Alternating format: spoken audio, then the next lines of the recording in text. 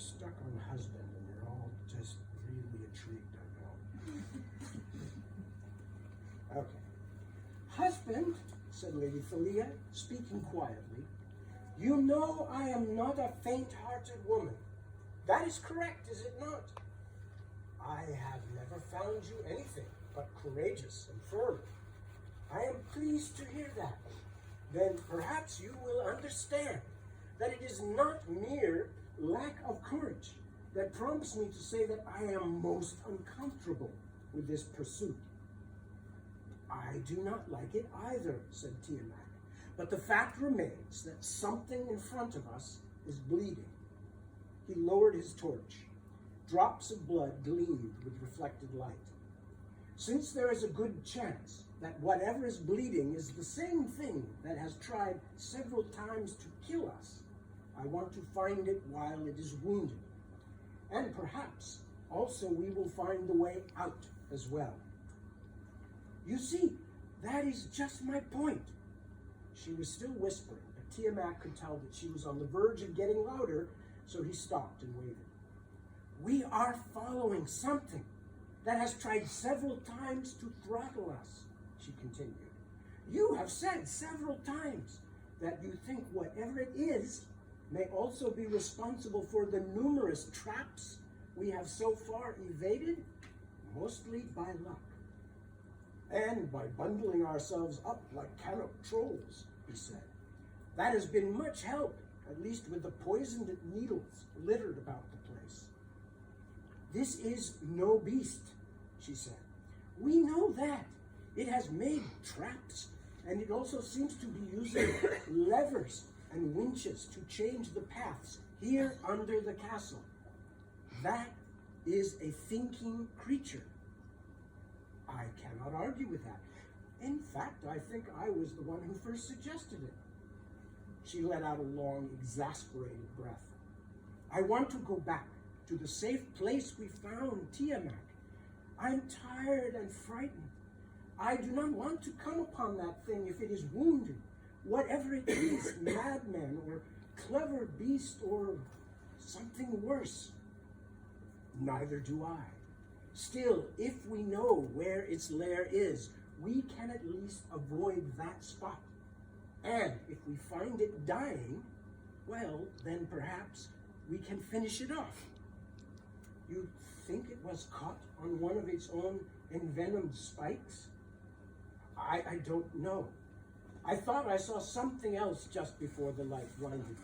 Another person, but small, like one of Simon's troll friends.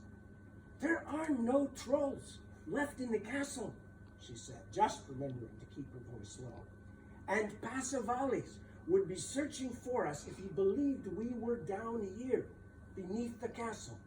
Finding another person might be as bad as finding the red thing. Tiamak lowered the torch again.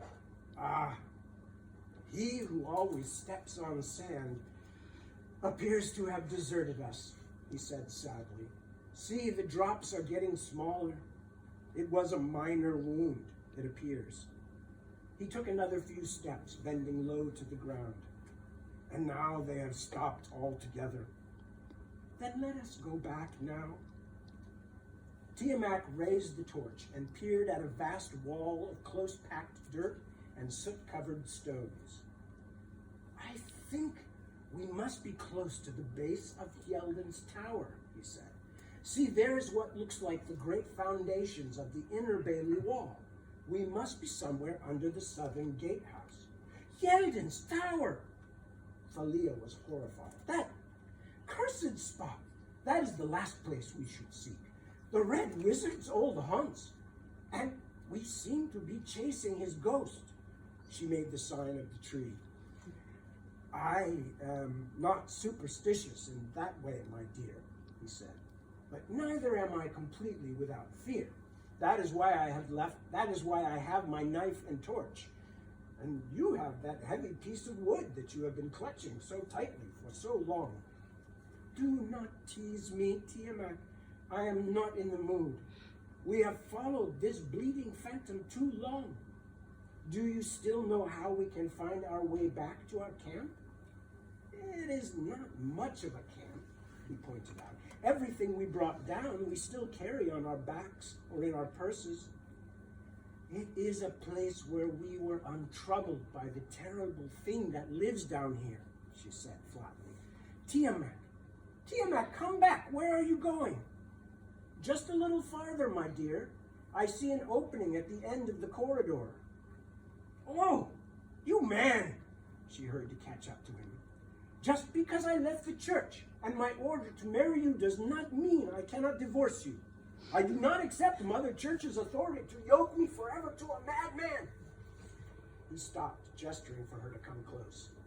Dear Thalia, he said in a whisper, if I lead you astray, you will likely not need to divorce me, because one or both of us will be dead.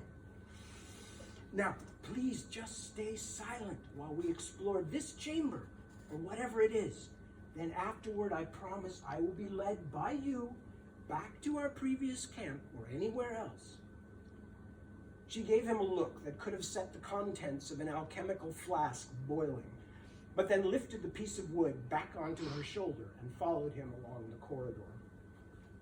At the opening, a broken stone arch that had collapsed halfway, leaving a space at the bottom big enough to crawl beneath, Tiamak handed her the torch, then got down on his knees and first listened, then sniffed the opening. If there was anything in here, it has been dead for a long time. He made a face. It smells dreadful. Husband, hand me back the torch. And so, holding it before him as he crawled, doing his best not to scorch off his own eyebrows, he crawled through. On the other side, he rose to his feet and held up the torch as he turned slowly in a circle. By the cold, cold hand of she who waits, he murmured after a moment of silent shock. I have never seen anything so terrible. In mere moments, Thalia had crawled beneath the broken arch and stood beside him. Tiamak heard her gasp. What hellish place is this? At first, crawling, he had only been able to see the bones and filth that littered the floor, like the offal of some fierce carnivore's den. But with the torch held high, the whole chamber was revealed. At the center of the room, a square basin was cut into the stone floor as large as a royal bathtub, with pillars at each corner. The basin was covered with a crusty brown and black stain, but it was what hung above it that held the eye. 2 ropes crisscrossed the space over the basin, and from these ropes hung a dozen or more animal corpses, each hanging upside down by tail or hind legs. Rats, squirrels, cats, and even a larger headless torso that looked like it might once have been a hunting hound. But at the very center, where the ropes overlapped, was the unmistakable shape of a naked human body. It had been a woman, and the throat had been ripped out by something that had left a ragged red wound. The rest of the body, though, was as white as snow under the light of Tiamak's torch. Sweet Alicia, mother of our Redeemer, Thalia moaned. What devil's work is this? She stared at the upside-down corpse. Is it one of the Norns? It is so pale. Tiamak took a few steps closer, holding his nose with the fingers of one hand against the awful stench of putrefaction. He lifted the torch close to the dead face. I think not. By the bits of clothing still hanging from the legs, I would guess it was one of the castle's serving maids. But so white. Someone has drained out her blood. I suspect. He had to pause as his gorge rose, then settled again. I suspect that is what filled the basin. I want to get out of here, Thalia said in a tone that admitted of no argument. We must leave. This stinks of sorcery. I agree, and we will leave. Yes, I want only to Tiamak did not finish his sentence because something abruptly dropped on him from above, enfolding him like the wings of a huge bat, and he was driven to the ground by the force of it. Before he could begin to understand what had happened, he felt rough claws tear savagely at his neck and face. Then his head was rammed again and again into the hard floor, scattering his thoughts and filling his skull with black stars. Then he felt a blow like a blacksmith's hammer, and though it did not strike him anywhere that he could feel it, it reverberated through him. A heartbeat later, the strangling thing slid off him. When Tiamak could again understand where he was, his wife had hold of his arm and was trying to drag him onto his feet. "Do not pull my arm out of my shoulder," he said in a complaining tone, still not quite certain what was happening. "Dear God, your eye!" She sounded terrified. "What has that thing done to you?" He reached up to his brow and felt torn flesh and a pain that was just beginning to throb. His fingers came back wet. "I think I can still see out of it, but I am bleeding badly." He staggered to his feet and only then became aware of the red thing lying before him. The torch which had tumbled from his hand lay on the floor so that the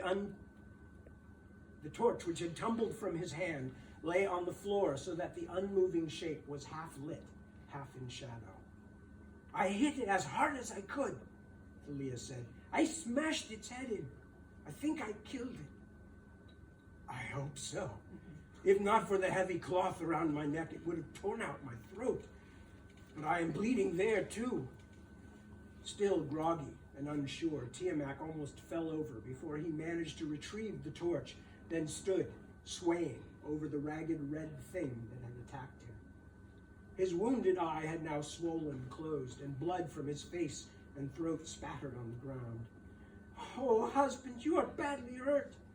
He had never heard Thalia sound so close to utter panic. "We must go." "Not until I see what this is." He reached out his foot and shoved the thing over onto its back. It was lighter than he had expected, certainly after feeling the strength of those choking fingers.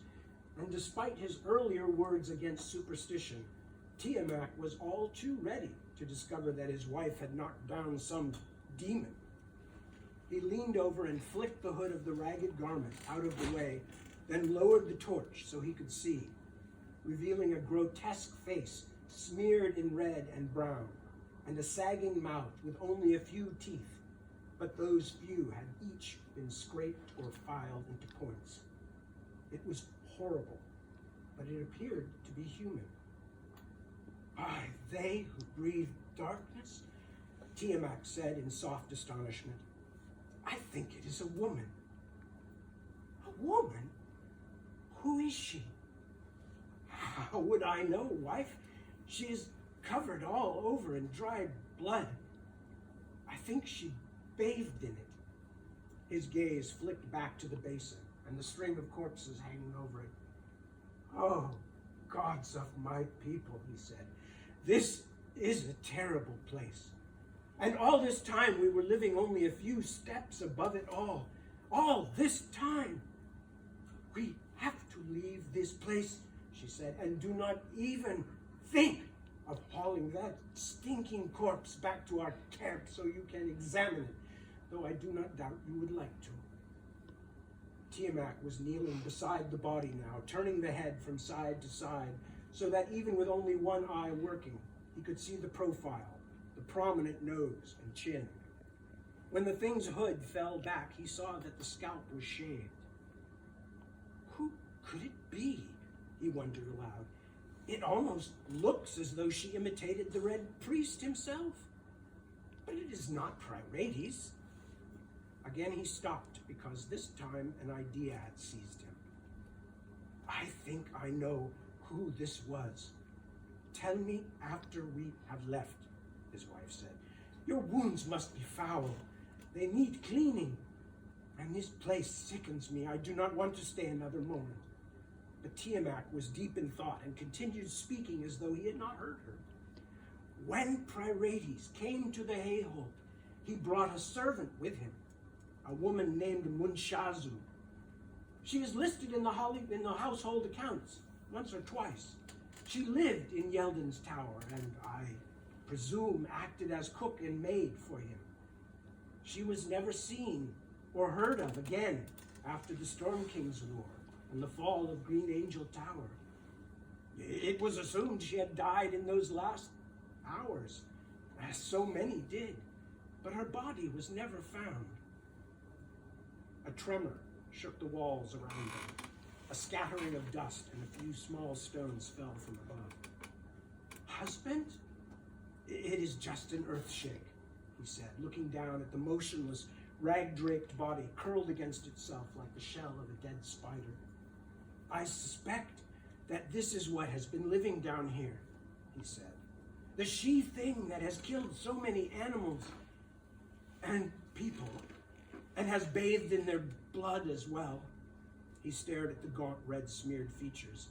And she was likely responsible for the traps and poison nails down here as well, and thus most likely the murder of poor Prince Joswar. He shook his head, overwhelmed with a sense of futility. No monster, at least not a ghost or demon, except this horrible woman, Pryrates' servant. Husband? I thought I saw her breathe. An instant later, the seemingly dead creature grabbed him, her terrible nails clawing for him once more. Tiamak let out a cry of disgust and fear. Not servant! The thing shrieked in a raw voice that sounded as if it had been long out of use. Not servant! Mother! He kicked at it, trying to push himself backward, but the red thing clung to his legs. Get out of the way! Cried Thalia. I will hit her! You all kill my son! The red-painted horror screeched, her few teeth showing against the dark of her throat like the standing stones on Thisterborg. Tiamak managed to snatch up the torch that had fallen. My lovely Pryrat! But soon I bring him back. Soon I bring him back! Even as she spoke, she tried to pull Tiamak down to the floor, long, scrawny fingers clawing at him. Without thinking, he struck her with the torch. The pitch caught in her sticky tangle of hair and the tatters of her clothing. A moment later, she was ablaze, screaming in a way that sounded like nothing human. The thing he had named Munshazu straightened, batting at the fires with her hands, but the blaze only strengthened as it caught in her rotting clothes. Still screeching, the red thing turned and staggered toward the far corner of the collapsed chamber. In that fearful, expanding moment, Tiamak assumed she was mad with pain from the flames and would batter herself against the far wall like a trapped fly. But an instant later, she tumbled over the edge of something and vanished. Tiamak and Thalia both hurried forward and found what had obviously once been a well, though the cover had long since fallen to pieces. Tiamak got down on his knees and cautiously stretched his head over the hole, ignoring the blood that ran down his face and dripped from his chin. He could smell damp below him, but even holding out the torch, he could see no water below and heard no sound of a splash, only darkness and silence. She has escaped, Thalia cried. She's free again. Tiamak, we must leave. I do not think she has escaped anything, he said. She was burning alive, and the well is deep. She could not survive such... Again, the earth trembled, and this time the shaking was so strong that the broken arch through which they had entered scraped and shuddered. The stones settled so that the opening became half the size, and in the torchlight Tiamak could see showers of stone fragments and cracks running jaggedly through the stonework. Out, he said, but his wife was already crawling out through the now smaller opening, and Tiamak did not hesitate to follow her. On the other side, they stood in the corridor for a moment, but stones and dust were falling here too, and some of the pieces shook loose from the shadows above were as big as a child's head. You are badly hurt. We must go back to our camp, Thalia said. Oh, husband, hurry. No, Tiamak shook his head. We cannot go back down. Do you not smell the burning? It's your torch, she said, but he shook his head again. No, it is more than that. See? He held the brand high. At the upper edge of its light, trails of smoke wormed their way down through the cracks in the vaulted ceiling. Already the air was thick with it. We cannot go down. Somewhere above a fire must have broken out. A bad one, hot enough to crack the very stones. We must go up if we want to live. But Tiamak, Pasavalis, and his soldiers will have us arrested if we reveal ourselves. Place that danger against all those 1,000 weight of stone falling on us. He grabbed her arm to get her moving down the corridor they had followed. The rocky groaning, as well as new and frightening percussive noises, like the clapping of giant hands, were growing louder. We must get out before more walls come down. Even as he spoke, another crash sounded behind them, and a great gust of smoke and tumbling debris flew out of the archway from the chamber they had just quitted, stopping all conversation. Tiamak yanked his wife's scarf up over her nose and mouth and did the same with his own. Hand in hand, inside a small sphere of torchlight, surrounded by darkness and smoke, they ran along the shuddering passageway.